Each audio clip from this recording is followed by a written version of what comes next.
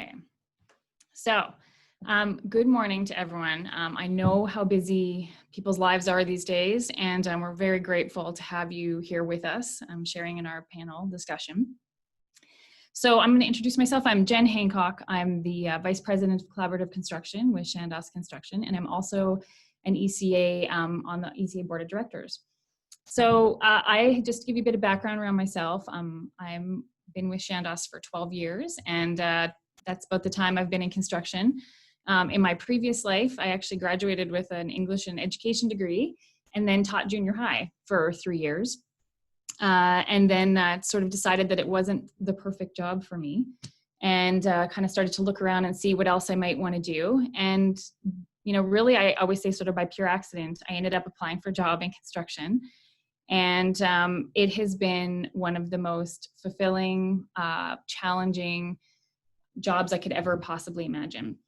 So I am, you know, as someone who comes from completely outside industry, but has been here for a while, I'm really passionate about opening the door to women because it wasn't something that I myself actually considered as a career. And so I want to just give that as a context so that anyone who's on the call, we've got a number of people, but that you can absolutely come from outside industry and find a really fulfilling and rewarding career in the construction world. So just to give a bit of background, we have an amazing group of panelists, and before we speak to them, I just want to give you a little bit of history about and context for sort of laying the groundwork for today and where we are. So there's a number of us from a number of companies who've been talking sort of about starting up a women's group within the ECA for a few years. And so lots of input from around the industry. And this is our very first kind of formal event. We actually were supposed to have one in March, but as everyone knows, there wasn't any in-person events happening in March. And so our first event got canceled, but this is our sort of big, very first panel. So to give some context for what's happening, we all know that there's a, you know, a much higher discussion in the world around sort of diversity, equity, and inclusion. And there's really good statistics I just want to put out. If anyone has had the opportunity and has looked at it, and if you haven't, I can actually put in the chat box later some links to a couple of really good studies. But one, McKinsey Group did a study called Diversity Matters in 2015. And that, in particular, that study showed there was statistically significant relationship between companies that had diverse, and especially this is on the leadership side, so looking at board and executive level and management level leadership, diverse companies were better able to win top talent, improve customer orientation, employee satisfaction, decision-making internally, and all of that led to higher profits. And so companies who are thoughtful and authentic with this have been really successful. So when we think about diversity, equity, and inclusion, not only is there sort of a really good moral and ethical argument to be made for thinking about how we do this, there's also a really great business case. And so this is something that if your business, you know, if you're thinking about it, or, you know, you should be thinking about it if you're not thinking about it already.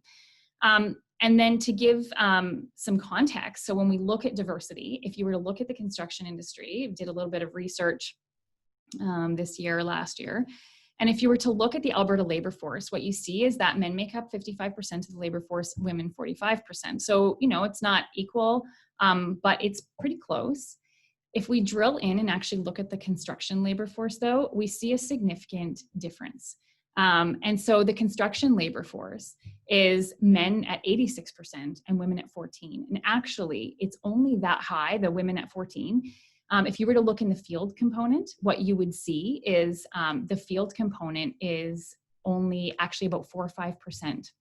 So there's a huge disparity right now with the number of women in industry. If you were to look, and I do challenge you to think about your office, actually, if we were to look, and there's nothing wrong with it, but if you were to look at where you have women in your offices, so there is a higher number there, but women tend to be more in the HR and accounting and admin, which is great. But if you look also into if we want to think about diversity across the board and getting women into management and leadership, and this also, you know, we're Women Build Group, but if you think about diversity, equity, and inclusion across the board, we can also make that argument for any other person of color or someone from a different cultural background.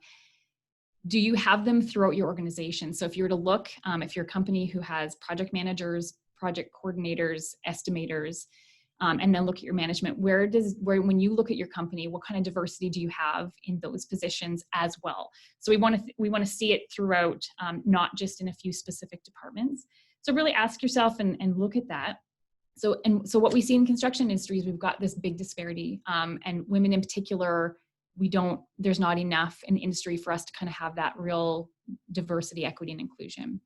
So this is kind of the founding, when we think about where we are, why Women Build exists. This conversation has been happening for more than a few years, as I mentioned. And so, Women Build is an open group.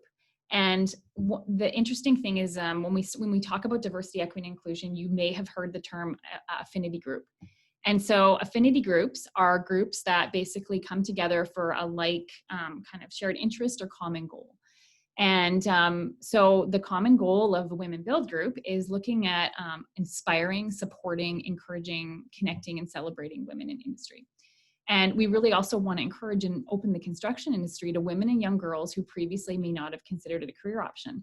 And this is something, as I mentioned, I'm pretty passionate about, because if you would have asked me when I was graduating high school and went into university, if you would have told me that I was going to end up in the construction industry 20 years later, I would have never believed it. It just wasn't something that I thought about. It didn't even occur to me as a possibility. And yet it's been one of the best careers I've ever had. And so I have passion around opening that door. It also, for me, we talk about, when we think about diversity, equity, and inclusion, one of the things that comes up, and you may have been seeing it in the news lately, but sort of some of the idea around unconscious bias. So unconscious bias is just what it is. It's bias we have, but we're not aware of it. And we all have it. Our brains actually need to use it in order to function, well in the day. We use it regularly as we make decisions. So it can be very helpful to us in some circumstances, but also harmful in others. And so when we look around and we have really more homogenous groups, part of that is unconscious bias in our companies, because we tend to hire people who might look and or think like us.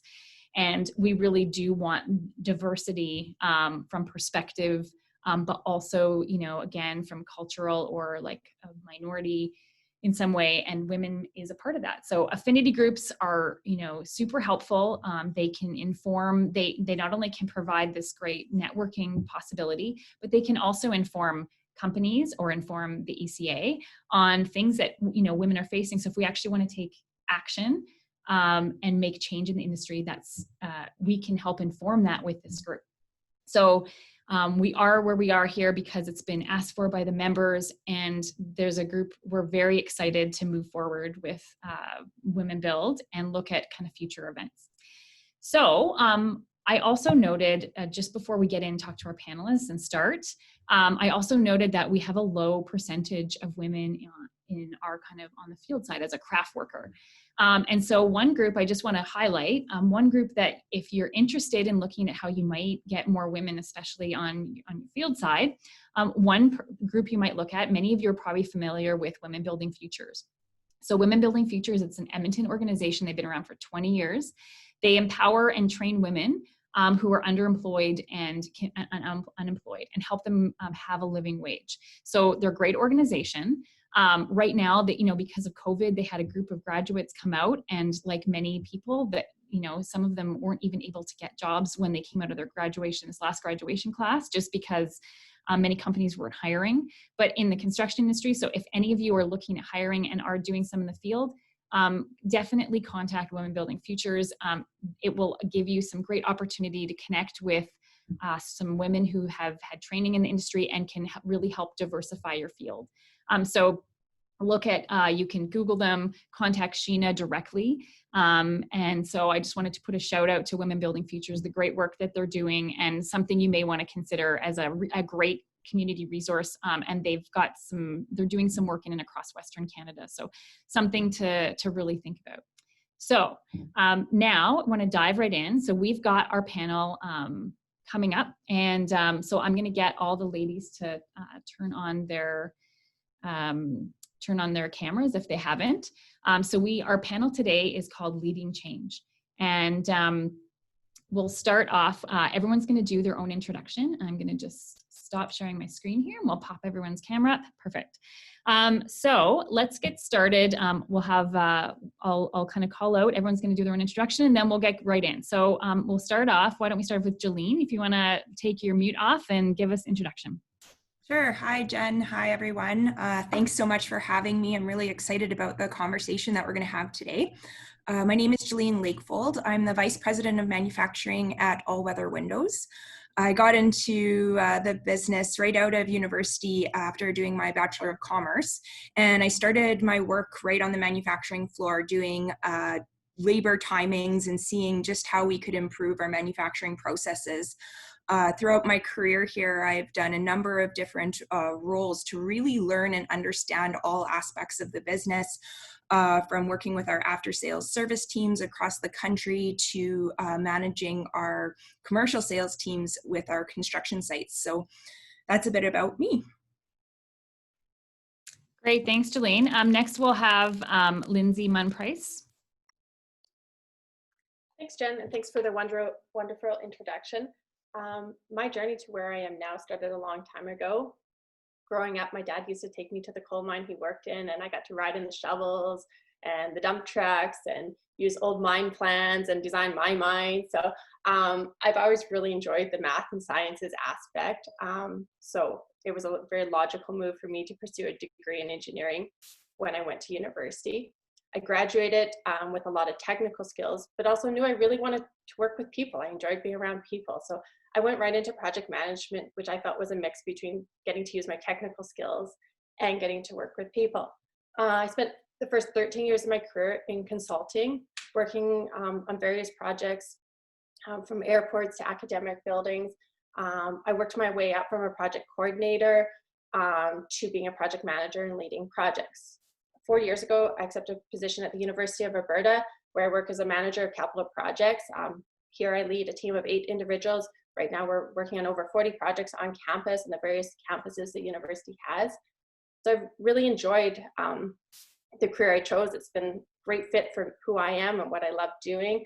And right now I'm really enjoying the switch from leading projects to leading people and watching them excel doing their projects. So thank you. Awesome. Thanks, Linz. And now, just so everyone has probably noticed, we've got 2 Carolyns on the call today just to make things extra complicated. So we'll go with Carolyn M. first, McCaughey. Thanks.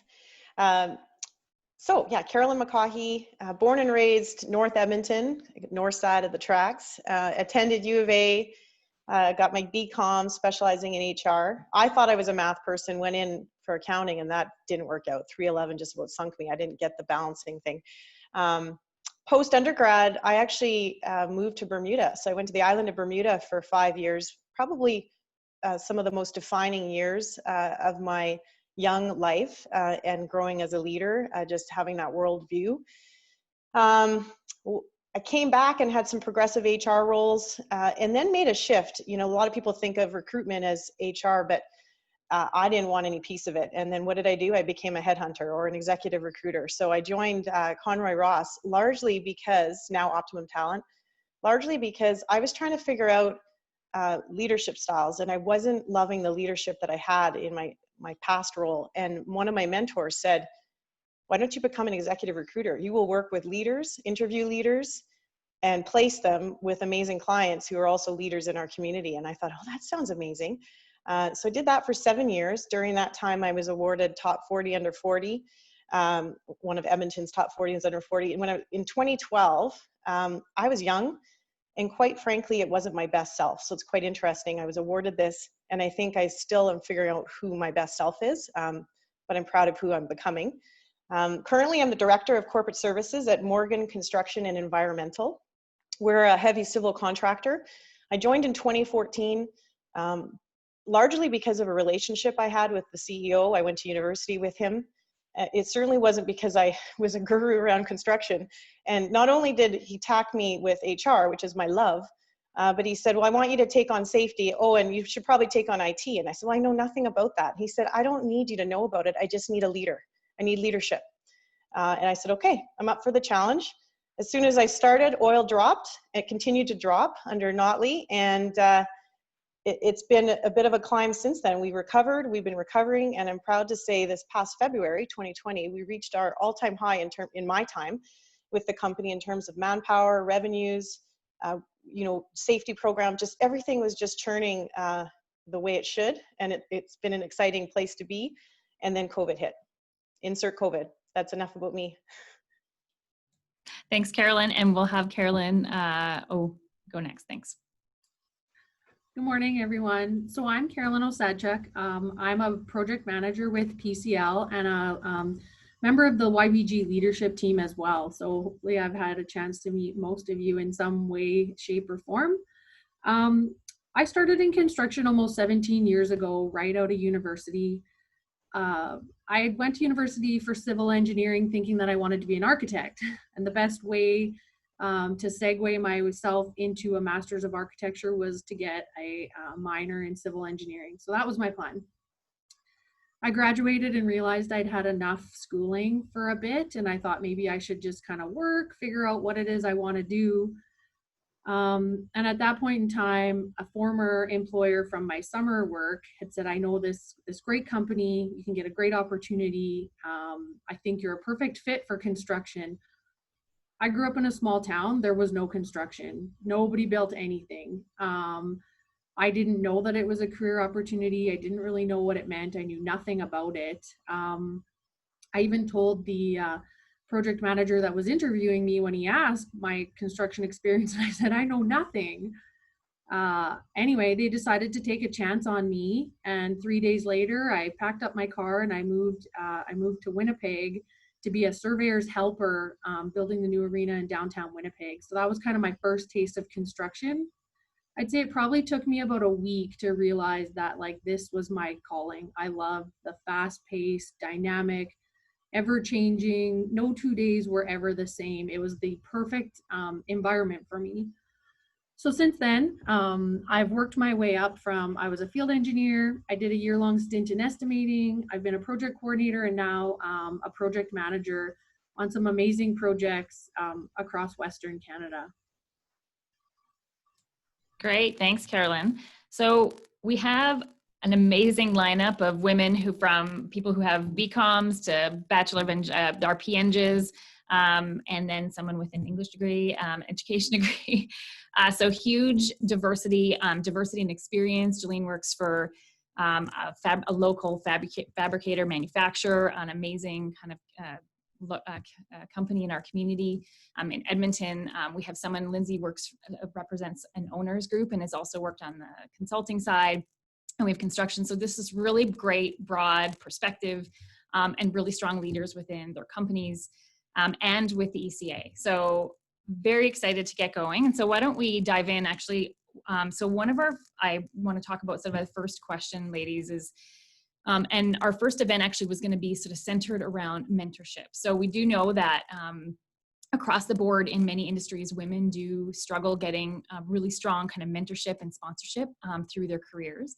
So I want to talk about just sort of your experience with that. So Carolyn M., do you maybe want to talk to us about kind of your experience with mentorship and coaching through sort of maybe how you look at it through company and just your own experience with it? Sure, thanks. Yeah, mentorship, what an interesting topic. So corporately, we don't really have a huge formal program for our professional staff, certainly something that's on our radar. We do have one of our senior PMs who's developing out, we're trying to create like a Morgan University, which would allow for career pathing and professional development. And it's certainly moving in the right direction to consider kind of what's next so that we can look at retention for the professional staff. In the field, we have what we call our New to Morgan program. So it's like our green hands. And so we assign approved mentors to the new to Morgans or the new hires. And they're likely not new to industry, but they would be new to Morgan. And it's important that we kind of get them into our safety program and our philosophies and values. And so these mentors work with them. Sometimes they see 5 to 10 mentors, depending on the shift and rotation that they're on and the scope of the work. And so it is a tall order in terms of trying to find, get the mentors to sign up and understand what's in it for them, because they're not getting paid anything more. And we're just saying we're just asking you to do your job, be a mentor, be a leader, and keep us safe. And so kind of trying to keep that ratio going. So that's what we do corporately at a high level. Personally, I feel so fortunate. I've had so many mentors, and, you know, thinking about it, and I don't know that this is textbook, and I'm an HR professional, but a lot of my mentors, I would say, have been my employers. So it's been the respect and the relationship I've had with my employers early on, starting in the 90s. And one remarkable mentor, all of them have been, but one that is notable for me was a woman that I worked for in Bermuda the whole time. She was a strong entrepreneur. She was from Canada, and she'd lived on the island for 15 years, and she was bold. She got a smart car, first smart car on the island, and would park it on the sidewalk in a motorcycle, like a scooter stall, and get a ticket every day, and it didn't seem to. So any roadblock she saw, she would blow through it.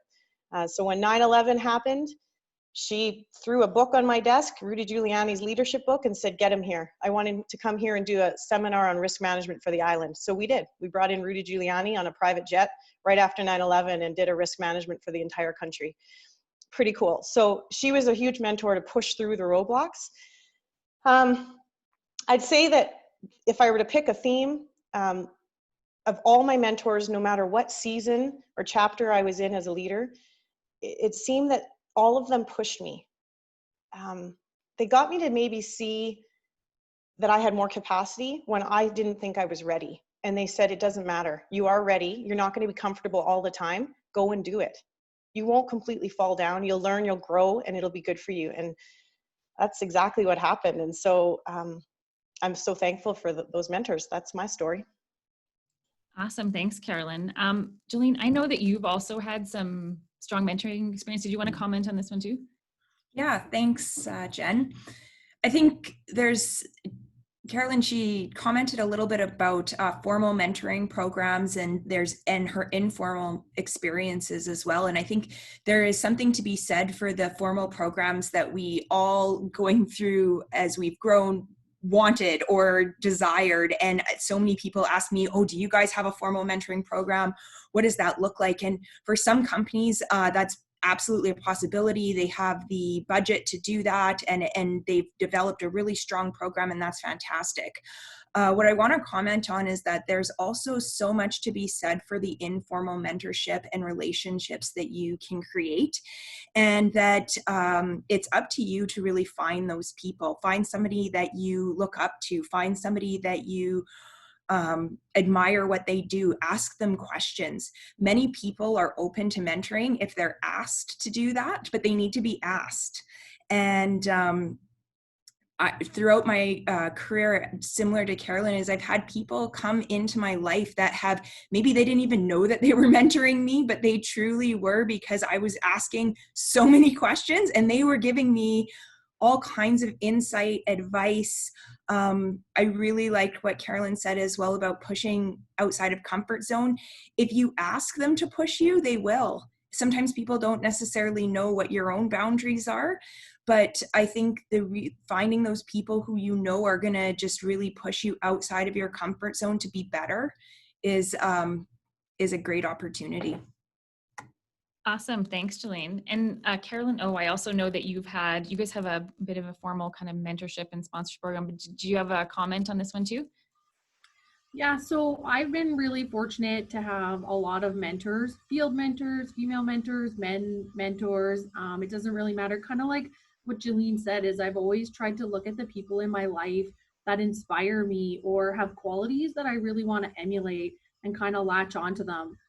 Similar to Carolyn M., it's been, for the most part, organic, and the people that I'm working around or have had exposure to.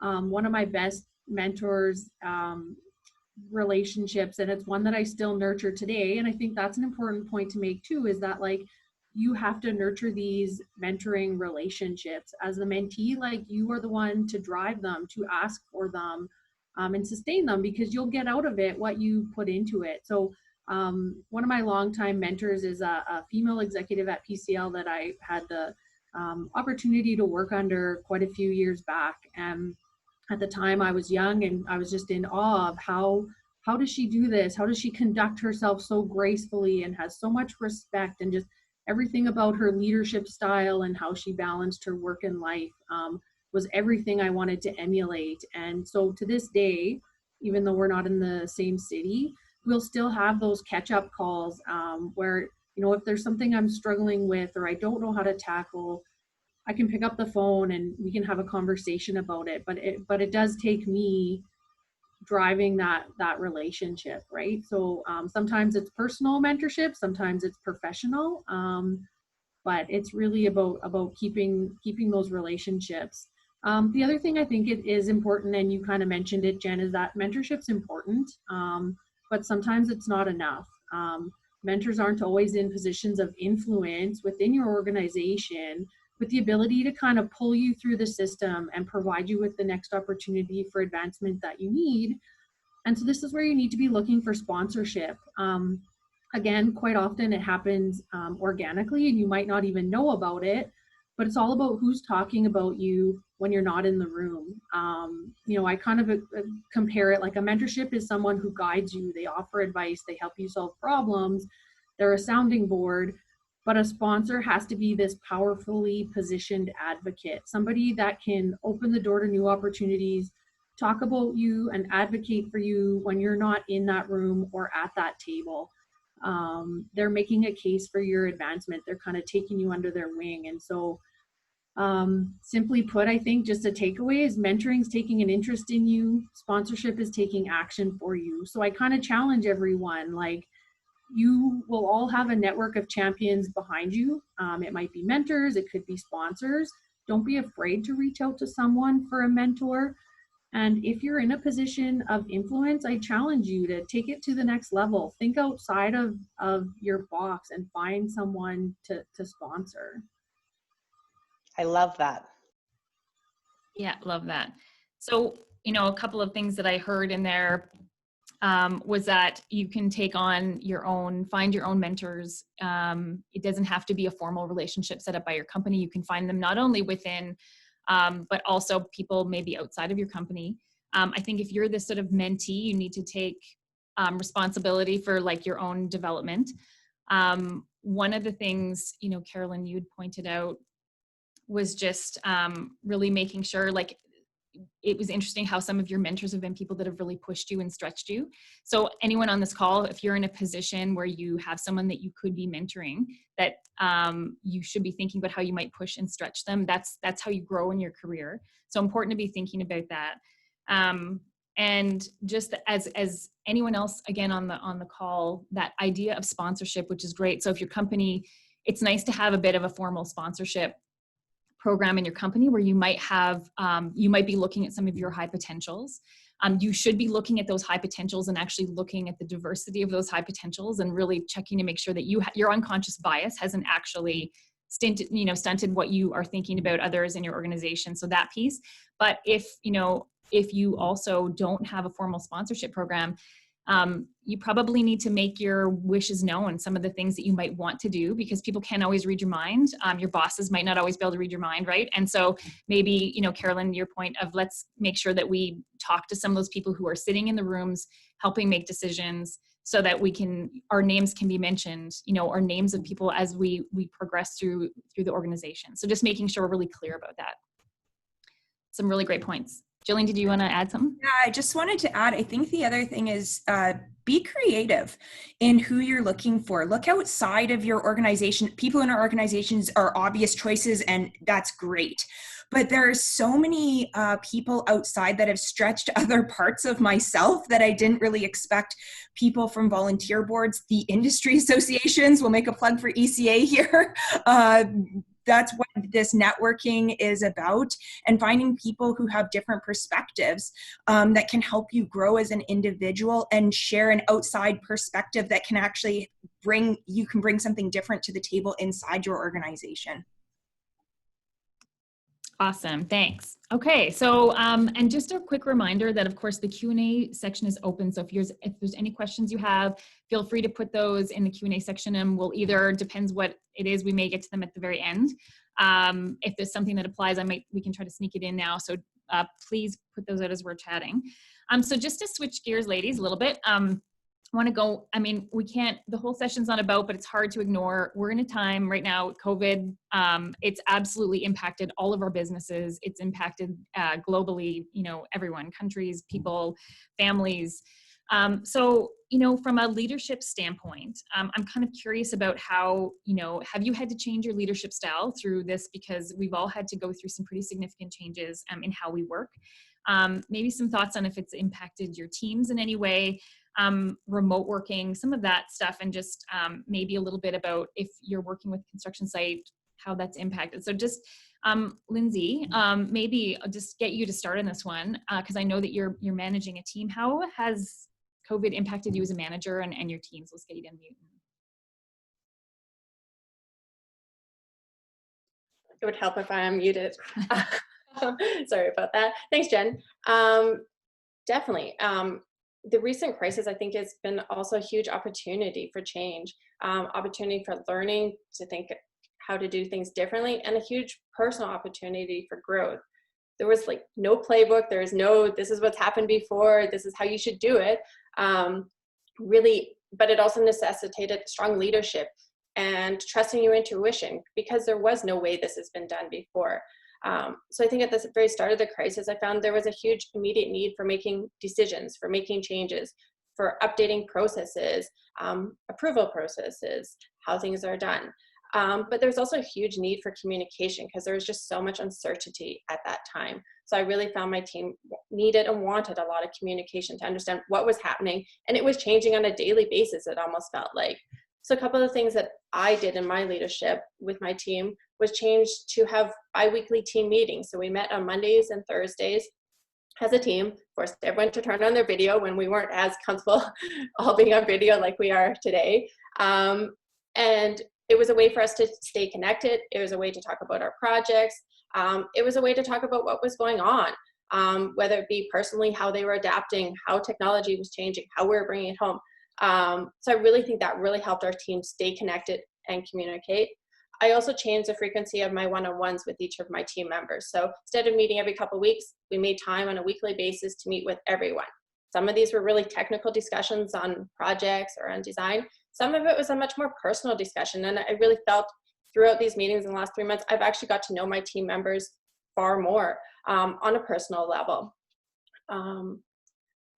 I think that personal approach, we did talk through fears, uncertainties, but I also think they got a glimpse into my life, as everyone's looking into my basement here today, but they got a glimpse into my life. They got to see, you know, sometimes my 4-year-old crying in the back, or my other one wanting to come on the video screen. And I think that made me more human, more personal. And I think it allowed them to know that I had struggled sometimes balancing, you know, changing to working remotely and having kids at home. So it allowed them to be okay being like that as well. So those are some of the things I feel like have really changed throughout these last 3 months. Great, thanks, Lynn. So definitely an adjustment to how you're leading and managing your teams, and then a just different level of transparency and openness too with your team to just, you know, get through this, which I think is very important in today's, like, the stresses that people are facing. It's different, and I think it's a really great adjustment to how you've managed that. Carolyn, you also, I know, Carolyn O, you also, you know, you've been working from home, project manager, you have kids. Do you want to talk a little bit about just some of how you've been handling all of this stuff? And you've got some active job sites too that you're working on. And so do you want to talk a little bit about that? Yeah, for sure. So I think the one thing that I've really tried to embrace through COVID-19 is using my leadership platform within PCL Edmonton Buildings to be candid and transparent, you know, to share the struggles of that. Some days there's tears in our house over technology, sometimes mine, sometimes the little people. Some days my kids have cookies for breakfast, lunch, and every snack there in between. And so I think for me, I've tried to be really open and honest, and using like our internal communication tool to just share, like, this is real. There's no script. There's no right way. Every day isn't roses. Like, there's the struggle is kind of real, and just hoping sharing that with people will, you know, even just make one person feel better, to be like, whew, thank goodness my kids had cookies for lunch yesterday too, right? If that makes one person feel better, then I think it's been a good use of kind of that leadership platform. The other thing I think I've tried to do is share like things that my family and I are doing to kind of help us, whether it's, ding dong ditching snacks on our neighbors' doorsteps, or things, just a little bit of lightheartedness, right, to kind of keep everybody upbeat. I think the candidness and transparency kind of too goes into the work setting, in that being candid and transparent with my project team on where I am, what I'm doing, what everybody's working on, so they don't think I'm sitting at home with my feet up watching Netflix all day, just kind of responding to emails as they kind of come through. So again, to what Lindsay said, like the communication has been paramount. Construction industry overall, it's a very collaborative industry. It requires communication, and COVID-19 I think has made communication very exhausting. The Zoom meetings, you used to be able to get together, have a workshop, see each other's faces, work through problems, and we don't have that right now. And so it's pivoting and figuring out how to kind of keep people engaged and keep that communication open. But it's a struggle. And for a lot of people like myself that are very personable and enjoy being around people, and part of the thing I love about the industry is working with the people and the collaboration that goes together. So that's been a big challenge, and making sure that everybody feels supported in that. Great, thanks, Carolyn. I love that you both, from a perspective of how you're dealing with your teams, that you both took a transparent, open, vulnerable position to really help your teams be more effective, and just really open that lines of communication. We talk a lot about mental health, but that's the actual action that you can take to allow other people to be able to come to you, or just, again, maybe ease some pressure off them you don't even know, because you've just been open about kid having cookies for breakfast, or hands up if you've had kid walk with no shirt on behind your Zoom meeting with someone. So those things, I think it's really important to keep that open. So I love that you both really kind of embraced and did that with your teams. I'm kind of curious now from a company standpoint, like Carolyn McCaughey, I know because you're in HR and IT and all those other areas, what's it like, culture around the workplace right now, and how are you guys kind of dealing with that piece? Yeah, thanks. I probably don't need to spend too much time on what it was like at the beginning, because I feel like we probably all could write the same book and just have a few different inserts or appendices depending on culture and specifics. But at the beginning, we did move really quickly. We had an emergency meeting on a weekend, and the following Monday, which was the Monday that I think hit most companies, we were ready with our response plan to COVID. I became the COVID lead for the company, and we rolled it out and let every job site know what their protocol needed to be around every measure that was recommended by our authorities, and best practices to keep our people safe and for business continuity. But we also moved really quickly, I think, on saying, everybody pick up your laptops. Luckily, we're cloud-based and able to plug and play, and asked that everyone leave the office and go home and safely isolate. So we did that quickly. We proceeded with many layoffs, and unfortunately had lots of shutdowns as well, because oil and gas responded with some fear, for sure. They were careful on the risk tolerance side. And then we actually even did wage rollbacks and salary reductions, probably earlier than some, but we really wanted to make sure that we were proactively managing the uncertainty that was ahead.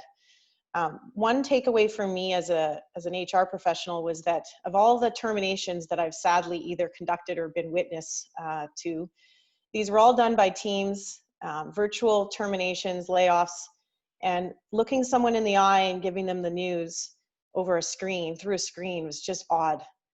But the piece that was just so incredible was that I've never received more thank yous for the layoff and appreciation and empathy. I had people reaching out to me after the layoff meeting asking if I was okay and what they could do for me, and saying, I don't envy your position. So just really said a lot, I think, about our team and our culture.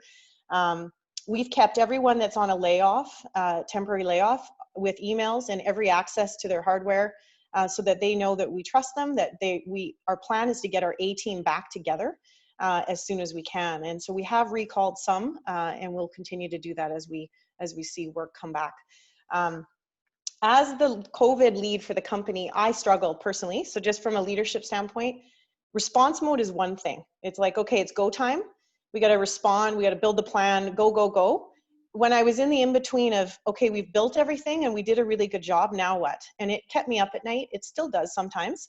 The uncertainty. And then one day, and I listen to podcasts whenever I'm driving, and I love it because it feeds me. And John Maxwell, one of his leadership series was on embracing uncertainty, and it just spoke to me. It's a 2-part series, and I was like, yes, boom. And at the same time, as a company, we just started talking about what can we do to turn this into an opportunity. And ironically, just yesterday, our CEO said to me, I have to just refer to my notes because he said, never waste a good crisis, Carolyn. And I'm like, I know, right? And so we're all about driving innovation. What's your 1% marginal gain? What's the cost benefit that you're doing in your group? And we're holding everyone accountable, each department, each team, to report back to the organization every week. So tomorrow's our weekly call. And they're going to report back for the second week now on what's the cost benefit, what efficiencies, how are you streamlining, which I think is really cool. And I think it's turning this into an opportunity. And so I would just encourage everybody. They always say, and I think this might be a John Maxwell thing too, but they always say anything that's worthwhile is uphill. It's an uphill climb. So think of COVID as just a steeper hill that we must climb. And consider this your opportunity to have a bit of a wake-up call. Shake it up and get out of that auto mode that you might be in of the way that we've always done it, and be more intentional with your business and individually at each desk. Great. That's some great advice. Thanks, Carolyn. Jillene, I know you're also kind of managing stuff from a business standpoint. Do you want to comment on this as well? Yeah, I think there's been some great things that have been said. Similarly, when COVID hit, we reacted quite quickly, and there was a couple of really key focuses. First thing was the health and safety of our team. The people who were going to continue to work as construction and anything related to is still considered an essential service. So we were watching that closely, not knowing whether government would choose for that to be the case or not, but really putting in measures that would allow us to continue to operate safely, and that people would actually feel safe coming to work. That was really important, given the uncertainty around what does this virus mean for me? I'm putting my family at risk, all of the feelings that come around still coming. And in our case, coming into a manufacturing facility where perhaps people have a perspective about what happens in manufacturing facilities, how closely they need to operate. And that can be similarly on construction sites too. So health and safety, and putting in all kinds of measures really quickly, getting office workers out of the building so that all we had here was the people who were doing the manufacturing work. Secondly was, as Carolyn mentioned, just really rapid cost reductions. We needed to make sure that our business was sustainable, not knowing yet how our customers were going to react. Were they going to close down their construction sites or their sites, even if the government didn't? What were they going to do, et cetera, et cetera? So really trying to make some quick decisions to do that. As things have now started to, I guess you could call it normalize in a weird way. And even as we see the reopening thing, some of the reopening that's going on here in Alberta, there's a new framework that we're operating under. And I would say that one of the best words that I've heard describe what we went through, and I think where people are still a little bit at, is grief. Grief for the loss of freedom that they once had. Grief in some cases of losing their teammates, where we didn't want to lose them, but we had to make some quick decisions. Grief for those who aren't working in the office and really like working beside their teammates. Grief for that camaraderie that they had every day. So I think though we're coming out of it, I think there's still some impact of that grief that we as leaders still need to continue to acknowledge that happened, that it's still perhaps there, and understand where people are at in their journey through that, even as we start to come out of it. Really now trying to understand and looking forward, what does this new normal look like? We're going back to our strategy and saying, what is it? Is our strategy still relevant, first of all? There are pieces of it that are more relevant than ever. And now we need to fast track it. There's other pieces of it that we are starting to acknowledge that in the new world may not be our best tactic. So how do we actually get people to stop working on those things and focus in a focused and consolidated collaborative effort to fast track the things that we know are going to make a big difference in this new normal that we're experiencing.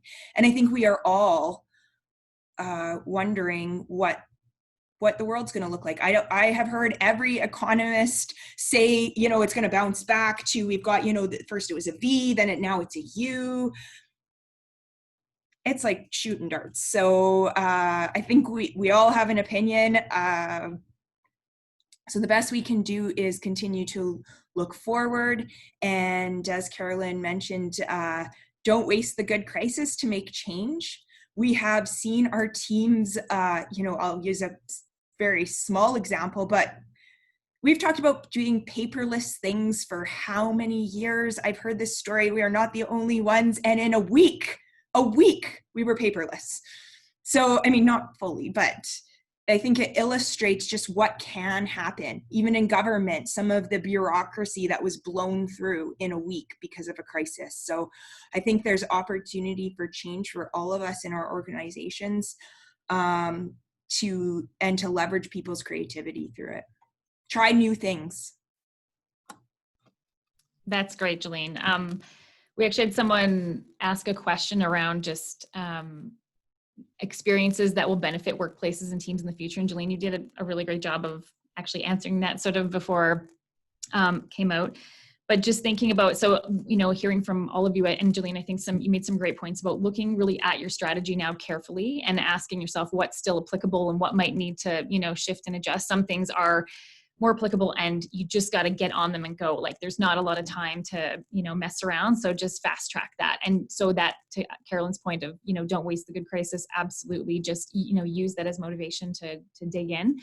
And I also, you know, I think to that and wrapping in what Lindsay and Carolyn O had said about more of that, like really authentic, more vulnerable leadership style where you're connecting with your teams and being more transparent than maybe you normally would be, or talking about personal stuff, that checking in. I think that's how, what I'm hearing from all of you is as we move forward kind of into, and to Jillene's point, no one knows what's really coming. I mean, there are a lot of smart people who are on completely opposite ends of the spectrum of where we're going to end up, right? There's a lot of smart people who do not agree with each other on where we're going. So all we can do is be nimble and really be kind of open with how we're feeling and really checking in on our team. And you guys have, I think all four of you have really highlighted that in each of your answers. And I think that's going forward, that is the way we should be. If we weren't running our businesses that way before, we should really be using those techniques and running them now. I think that's just, that has to be new normal of how we do our work if it wasn't already. So just to kind of what's connected into this, and we did have someone actually ask about, you know, kids and family and all of that. The idea of work-life balance, managing your teams and your own stress. Lindsay, I know you kind of have a bit of a unique schedule, and maybe just talking a little bit about how you, from your, you know, in your career right now, how you're balancing that, because I think it's of interest to lots of people trying to manage all of the work from home and just family stuff. Thanks, Jen. Yeah, work-life balance has always been something that's really important to me. I have two little boys. They're 4 and 6 right now. So I chose after I had my boys that I didn't want to go back full time. The university worked with me on an opportunity to allow me to go back 4 days a week. That I'm in, well, was in the office, now currently working remotely. And that on Fridays I would be home with my little guys until they went into school. So I've really enjoyed having that balance of having that extra time with my boys, but also really still being able to pursue my career, stay in a leadership or pursue a leadership position even at that point in time. It has meant my team and I have adapted, you know, text messages, phones, and I think we've even learned throughout this time how to work even better remotely. So in some ways, I do hope that is one of the opportunities going forward, that we can be more flexible and provide more of those opportunities. Whereas I think that was, again, pushing the envelope when we started having those conversations 4 or 5 years ago. Whereas now I do hope that's maybe one of the possibilities that have come out of our recent experience. I'd say a couple other things I've learned about work-life balance is to be really present in the moment, whether that be at work, that I'm present in the moment, in the meeting, who I'm meeting with, and really not trying to multitask as much as we think we can multitask a lot, but really being present in the moment, understanding, contributing there. And likewise for my personal life with my boys, that really I'm enjoying the time with them, that I'm not trying to do, work and everything else at the same time, so that I get the most out of that moment I have. I would say though, during COVID, especially at the beginning when this was more of the initial crisis, that balance did shift for me. There needed to be a lot done, processes, team, there's just so much to be done. So, and also it was easy to go back downstairs to the basement after the kids were asleep and work some more. So I would say I've noted throughout my career and throughout different times, sometimes work has needed more of me. Other times my family and my personal life has needed a bit more balance. So as much as I strive for that balance, at times understanding that it is not going to be balanced, and in time I work back to achieve that. So I would say I've learned that, and also throughout my career, what I wanted from balance has shifted. When I had my boys, obviously that was a massive shift, but at different points in my career, balance has meant different things to me as well. That's great. Thanks, Linz. And Jillene, thinking about some of your staffing and how, kind of post-COVID stuff, where are you guys at in terms of, do you have some thoughts on that and the managing stress on some of your team? I know you sort of already commented, but do you have anything else to add? Yeah, I think as we start to contemplate bringing people back to work, we need to think about a number of different things. So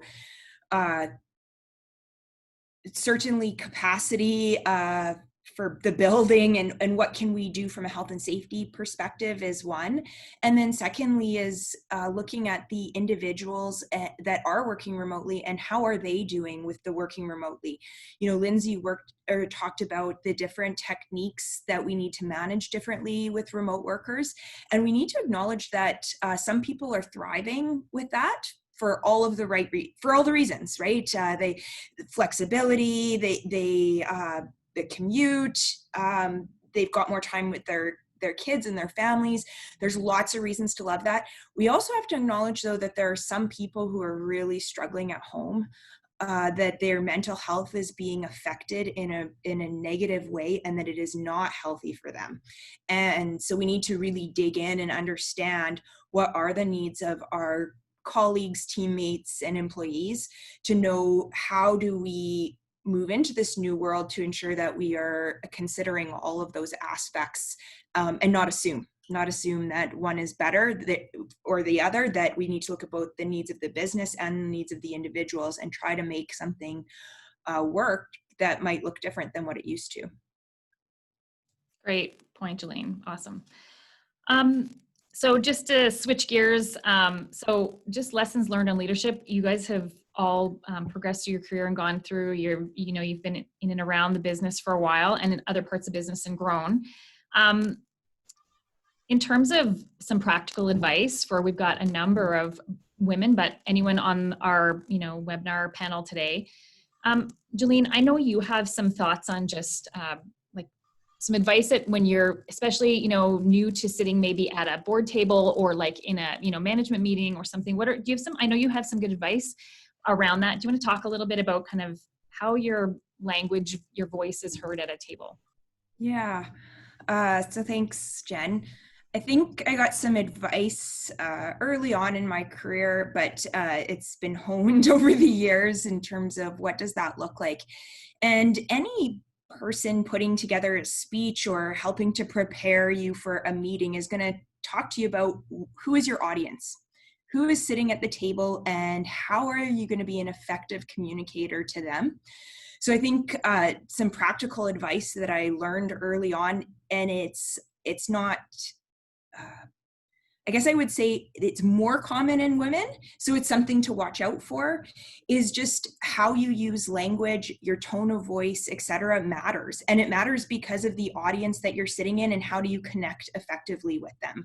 And so some things that I learned that help me be more effective when I'm sitting at a boardroom table is to think about how do I speak directly and really get my point across, and not in a quick manner, but that gets all of the ideas out there in a way that's effective, well understood, but doesn't go into too many details that I lose people.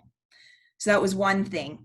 Another thing that I learned was just about the tone of my voice, and sometimes having a tendency to use it's a tone inclination at the end of a sentence called uptalk, which can actually subtly suggest that you're asking a question as opposed to making a statement. And so these are things that aren't necessarily obvious until you listen for them, and then all of a sudden they couldn't be more obvious to yourself about your individual, the way you talk, and as well as you pick up on how people are speaking. And again, it's not that every female does it, it's not that it doesn't happen in males either. However, there just seems to be more common in females, and when we happen to be sitting at a boardroom table using the statistics that Jen shared with us earlier, where our audience is largely male, these are things that can make a difference in being effective. And often in construction as well, I wouldn't just say male, but technical too. We've got a lot of technical people in construction. And so technical people are looking to get to the point quickly, help me understand what you need, be clear, and move on. Awesome. That's great. I'm laughing because Jillene, I would just mention to tack onto that I am so emotional. Like, and I'm pretty high energy. Those that know me, I can break out in a chicken dance. It's a mean chicken dance. And I have a plunger move as well. And I'm known for this even in the workplace. I'm proud to report, but that doesn't always work. And so Jen, if I could just share that, you know, I'm proud that I'm quirky and that I'm emotional, and I think I'm really authentic, and I've been that way. I think always that's who I am. But I learned early on, especially at Morgan, I think when I was a executive recruiter, I could speak the business language, and I showed up, and I was in a BD role basically, and I had to execute and do well. But when I'm in the boardroom and I'm the only woman around the table, I learned really quickly that I needed to be intentional about what I wanted to say and how I said it at Morgan, so that I was heard. You know, I do work for men, with men, sorry, and for the most part, like you said, technical engineers, science guys, project management. Oh my goodness, like you guys, Carolyn, you guys in your spreadsheets and your workforce and workforce planning, and you know, HR, quite frankly, isn't known for that, and that's I won't accept that generality. And so I just started to say, if I want to see results, and have a seat at the table, but also have a voice, I can leave my chicken dance outside the door and maybe bring it in just to shake it up a little bit with the guys, but work on bringing strong data points. You know my numbers, know my expected outcomes, make it a business case if I'm selling something, but basically run HR like a business within the business. And I definitely think that helps with credibility for those of us that are more on the emotional side of leadership and people leadership. This isn't rocket science. I'm sure you guys know that. And, you know, for me, I just needed to make sure, and it's still something I have to work on, is being intentional and making sure I'm always coming over prepared for the conversation that I'm about to have or that could happen at the table. But I'm proud to say I'm still who I am, and I'm authentic, and I'm vulnerable, and proud to bring that balance to the organization. Emotional intelligence is a topic that I don't think we quite all understand yet. And I know I have a lot of work to do on how that can shape a construction culture. You know, the emotional intelligence piece, and talking about some of those difficult conversations like mental health in the workplace, especially in a highly male dominant environment, is a big topic that's really important, because mental wellness, mental well-being is now even WCB OH&S legislation. So there's a lot of work there that we don't want to put aside, but we also need to bring the business into the business. And a chicken dance. Thanks, Carolyn. That's great. And just we're getting sort of close to the end here, wrap up with Linz and Carolyn O. Maybe just thinking about your career experience and how that's changed your leadership style. It's a little bit different than some of the questions we've answered. What are your thoughts on, Lindsay, maybe want to start? This is sort of not COVID related, but just, you know, so over time, how, I know we answered the question of how your leadership style changed during COVID, but how has that changed, you know, through the course of your career, and maybe some of how you dealt with your feelings at the, you know, beginning and progressed to now? Okay, I'll take that one to start. Thanks, Jen. I'll share a bit of a story on this one. So I think when I first graduated, I was really intimidated. I walked into a boardroom. There was a lot of men in general is typically dominated, there's a lot of experience in those boardrooms. I thought, oh, I just graduated. What do I really have to share? So I didn't really feel like I had a voice at the table, and I didn't. I stayed quiet, and I listened a lot.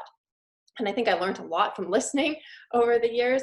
But it took me a really long time to build up enough confidence to actually speak up in those meetings, to actually feel like my perspective should be heard and could be heard, but also realize that my perspective, though I wasn't doing the chicken dance, Carolyn, my perspective might have been different, but that it was good to share my perspective from my lens. I had a different way of viewing things from my career experiences, how I had experienced life. So I think I would say throughout time, my leadership has grown as I've grown confident, as I've had the experience, as I've grown more confident in sharing who I am, the authentic who I am, and that has informed me as a leader, how I want to interact with my team and others, and that it may be different than some of the mentors I've had, some of the bosses I've had, but that I had to become comfortable with my own leadership style so that I could lead authentically like I wanted to. Great. Carolyn, do you want to add to that? Yeah, and Jen, I think I echo a lot of what Lindsay said in confidence. A mentor once told me, like, if there's something you want, ask for it. The worst thing they're going to say is no, but they'll have a reason. No, because nobody ever is just going to say no. Use that reason as your fuel to be better and to improve and to ignite that within you. One of the things I've kind of learned along the way is that, you know, we all have this career trajectory that we think we're on. And sometimes we get dealt a hand that we're like, well, that's left. I want it to go right. And we can either, you know, kind of have a bit of a pity party and be like, well, that's not the upwards trajectory for me. Or we can use it as an opportunity. So it's up to you to take that opportunity and run with it. You'll get out of it whatever you want to put into it. Just because what you thought was the next step or development opportunity and you didn't get it doesn't mean that it has nothing to offer. You'll get out of it what you want. No matter how many projects I've been a part of, how big, how small, in what role or capacity, there's always something, a new challenge and something new to learn. So I think it's just like asking for the opportunity. If it doesn't happen, use that as your fuel, but make the best out of the opportunity that you do have, because there'll be always something to get out of it. Great, thank you. So we actually have had a couple questions related to, you know, looking at how our organizations are tackling kind of questions of, you know, minorities, how we're dealing with it. So, you know, right now we're right in the middle of, you know, there's been a couple weeks of protests around the Black Lives Matter, and the BIPOC, so, you know, Black, Indigenous, people of color. Does anyone, so I maybe we'll start and give you a second to think about terms of organizations and where you guys are at. Do you have an active plan to address how you might advance diversity and inclusion goals with, especially, so, you know, I mentioned affinity groups at the beginning, but, you know, women is part of that. And we do have an all white women panel here today.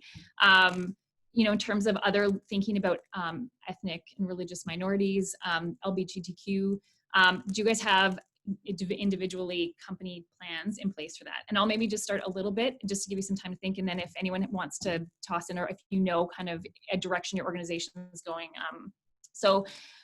You know, I can sort of speak from a Shandaw standpoint. I do think that the last couple of weeks have really elevated this issue as something that, you know, maybe it's been known, but kind of just ignored, or not. We haven't really, you know, I think many businesses have not been actively, we've said we're doing it or we're interested in it, but aren't actually, you know, if you look at the numbers, sort of the same when you look at the number of women in industry, and if you look at the number of actual diversity from other standpoints, I would say many of our businesses are lacking in that. There's no question of that. So I know personally, one of the things that we've taken on from a social procurement standpoint, we definitely want to look at Indigenous involvement from a company standpoint. And so we have a social procurement policy that we're working on. We're partnering with some groups like, and looking at sort of also kind of hiring marginalized people that may have, just like Women Building Futures has some underemployed and unemployed. So groups like Embers out of Vancouver we have been hiring people through their program. We're going to have we're going to be looking at other social minded companies. So like things like finding catering companies that actually hire people who have a hard time, who are underemployed or unemployed. So that's something that we're working on. We have a long ways to go on that still, but it is an active part of what we're working on this year and into the coming years. Does anyone else have any thoughts, like in terms of where your organizations are at looking at that topic? It's really, of course, huge on the radar right now. Carolyn, do you have something or no? Sure. Yeah, so Jen, I can kind of speak to a bit of what we're doing at PCL. Like we have an inclusion committee here in Edmonton Buildings that I'm one of the co-chairs of, and it kind of has a couple arms to it, and so one of them obviously is women in the industry, and just kind of the tools and tricks and tips on advancing women within our company into more senior roles.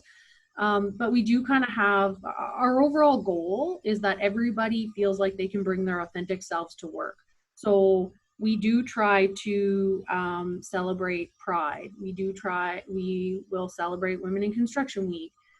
We're putting out, if it's National Indigenous Peoples Day, we'll put out a publication, across Edmonton Buildings to just raise awareness to it. And so while we do have a bit of a women focus, we are trying, our end goal is that every single person within PCL, and even those working for us, feel like, they don't have to be somebody else when they're at work. We're looking at unconscious bias training, because that's a big piece of it too that you spoke to. People aren't always aware that like you're subconsciously choosing people that are just like you, and it takes that intentional stop and think to make that change. And so even sponsorship, like we're much more inclined to sponsor the people that are just like us. And so it's taking that moment to stop and pause and be like, hey, well, why have I chosen that person? And challenging each other, like, well, have you thought about this person, right? So there is definitely more of a focus, I think, than there ever has been before. And you're right, we're all just kind of starting out and getting our feet wet, and there's still a lot of work to do. Great, thanks. Does anyone else want to tackle that? Do you know of anything happening in your organizations you might want to speak to? Okay, let me just see. We've got, I think it's someone has a question here about any advice for female business development representatives in the construction industry. Does anyone have advice for that component in particular? Thinking about BD, again, it's, construction industry is definitely more of and BD is a lot of a man's world. Any advice for that? I can say, I can't speak, of course, I don't do, thank goodness, I don't have that on my title as well. But I used to be, I felt like I was still kind of a minority trying to drive BD as basically an executive headhunter. And I did find that I would hit a barrier where going for dinner or drinks to have maybe a meeting with a client was never really on the table, because it might be misconstrued. And so that brings in a whole other topic around, just raising awareness and prevention around harassment and all that kind of stuff. And but for me, I felt like I was bold enough. A big part for me as a woman when I was really young is I knew how to have a firm handshake. And so it's a little bit screwed up now with COVID, but I wanted to show people there is no like BS here. Like, this is like, I may as well be wearing pants and and I'd be really proud, and they'd be like, wow, that's quite a firm handshake. I'd be like, that's right, let's get down to business. And so I tried to kind of just show them, but then I also was very, I remember one of now the president of Clark Builders, Andrew Ross, was one of my mentors and one of my employers. And we left one of the meetings. He's like, I can't believe you did that. And I ended up saying, we got to pound it out. And I tried to just build a relationship really quickly so that they didn't just treat me like I was the female around the table. And guess what? I got repeat business, and my fees were good. And I think I built some credibility because it was really real, and they didn't have to like kind of tippy toe around me. Great, thanks. So we're in the last 2 minutes. Quickly, can I get everyone to kind of, if you could go back to your 18-year-old self, what would you, 1 or 2 quick pieces of advice that you might give yourself? And maybe we'll start with Jillene first and go around. Sure. I think looking back, one of the things that I've learned over the years, and I'd give my 18-year-old self advice to, is to really trust my instinct. That just listen first and listen to all the opinions, but don't discount your own opinion in that range of opinions that you get. And that would be the advice I would give. Awesome. Carolyn O, do you want to go next? Sure. I think for me, I had a hard time with this. I think it's because I had so many. I was like, ooh, I've made a lot of mistakes that I've learned from since I was 18 years old. But I think for me, the biggest one, especially now when you're trying to balance a family and work and all that stuff, is it's okay to have goals and ambition and work hard and stretch yourself thin to achieve those. There's nothing wrong with that. But I think don't be too proud to put your hand up sometimes and ask for help. You don't have to do it all yourself. It doesn't have to be a sign of weakness, but just don't be too proud to put your hand up and say, I'm drowning, I need some help. Great, thanks. Lindsay, you want to go next? Sure. I had 2 short things to say. One would be to push your limits, work outside your comfort zone, continue to learn and grow, and you will develop as a professional. The other would be that there's, similar to your point, Jillian, there's much to be learned from listening to people and learning from their experience and their knowledge, but also work to develop your confidence so that you participate in those discussions and that you take a leadership role as well. And Carolyn, to you. Yeah, I would tell my young 18-year-old self to always be curious, know the why, nurture your relationships, and never accept status quo. Awesome. So I want to thank all of you for being here today and all the attendees. It was such an amazing panel. You ladies are inspiring. Took some amazing advice away on just authentic leadership and that, COVID is a steep hill, but let's use it as an advantage to our business and to ourselves. Let's make ourselves as leaders better. Let's change the way we were working, take the best parts of this and bring it into, once we get into sort of new normal. And just, you have value, make sure we're, understand that, be confident in that value at the table. Also, I think as leaders, the idea around mentorship and sponsorship, we know we have unconscious bias. Everyone who's on the call today, whether you're a woman in leadership or someone who aspires to be there, we all have a role to play, and not just, we are a women build group, but we have a role to play to elevate all of us. Anyone who is maybe not part of sort of dominant culture, we have the role to elevate everyone and to be thinking from a coaching and a mentorship and a sponsorship standpoint. We don't, just as an idea, we don't have another event planned yet, but we will be working on one. We would really appreciate any other feedback that anyone on the call has today, just to let us kind of figure out what's a good topic for our next panel or event that we're going to hold. We're still unsure about a 9 and Dine, which we've held a couple of years, ladies golf day. So just stay tuned for future events. Thank you so much for attending, and thank you to our panelists who did an amazing job. Very inspiring. Thanks everyone. Have a great day. Thank you. Be Thank well. you. Thank you. Thanks, Jen, for hosting. You're welcome.